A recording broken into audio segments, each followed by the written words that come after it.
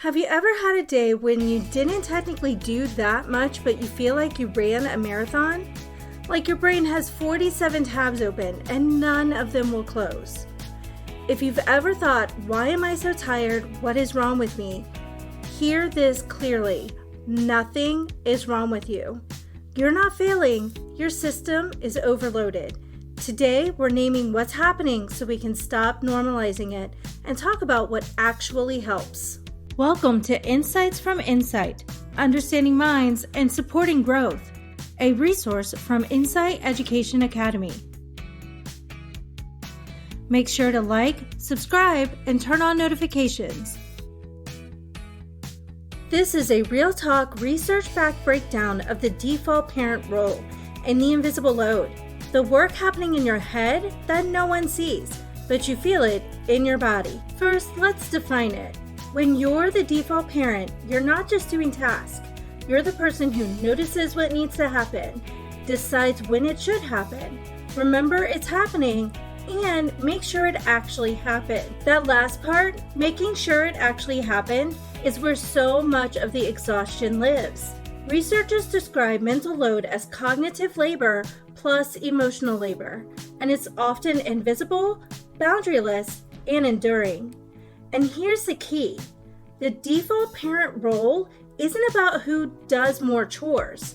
It's about who carries the thinking that makes the household run. In most homes, there's two layers of work.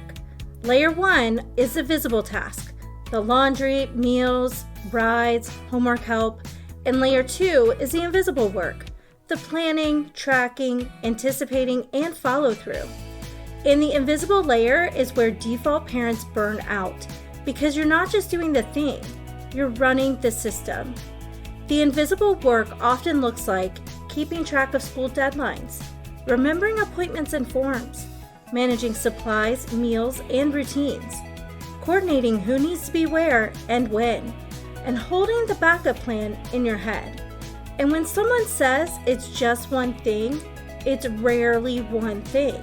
It's the constant stream of unfinished mental tasks. One framework that explains this clearly is cognitive household labor. This is the behind-the-scenes work that happens before and after the visible task. Most researchers break it into 4 parts. First is anticipation, seeing what's coming before it becomes urgent. Here are some examples. Noticing next week is a short school week. Realizing you're low on lunch supplies, or remembering a birthday party that is coming up. Second is identification. This is noticing what needs to be done. Some examples are the permission slip still isn't signed, the uniform doesn't fit anymore, or the medication is running low. Third is decision making. This is choosing what to do, how to do it, and when. Some examples are when the appointment time works, what the plan is for dinner, and what gets prioritized today. Fourth is monitoring, which is following through and making sure it actually happens. Some examples of monitoring is reminders, checking progress, troubleshooting when the plan breaks down, or resetting the routine when it drifts. And here's the critical point. A household can split chores and still have one person doing most of the anticipation and monitoring. So the workload looks equal on paper, but the stress doesn't feel equal in real life. And that's why this matters. Help is not the same as ownership.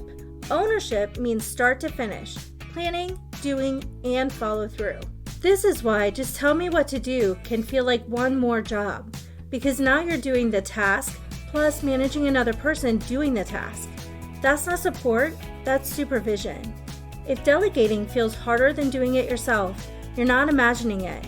That's a real cognitive cost. So what can help without adding more to your plate? First is to name the role. Try saying, I'm not just doing tasks, I'm managing the system. Second, shift from help to ownership.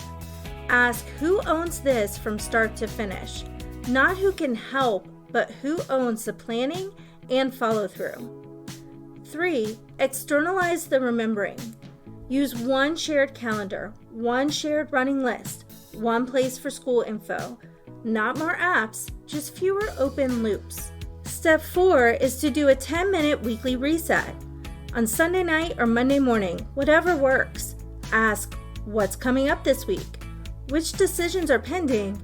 Who owns what from start to finish? If you want help getting the mental load out of your head and into something you can actually work with, grab my executive function checklist. The link is in the description.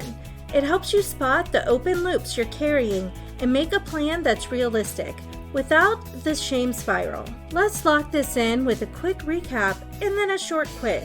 Default parent is the person managing the system, and the mental load is the cognitive and emotional labor. And cognitive household labor has 4 parts: anticipation, identification, decision-making, and monitoring. And help isn't ownership. Ownership is start to finish. Let's see what you remember. Don't worry, this isn't for a grade. Question 1. What are the 4 parts of cognitive household labor? That's right, anticipation, identification, decision-making, and monitoring. Number 2, what's the difference between help and ownership? Help and ownership are direct opposites. Ownership means start to finish. Number 3, which 2 parts usually create the most invisible stress? Visible chores or anticipating and monitoring? Right, it's anticipation and monitoring. And number 4, what's one way to externalize remembering in your house this week? One shared calendar, one shared list, one info hub.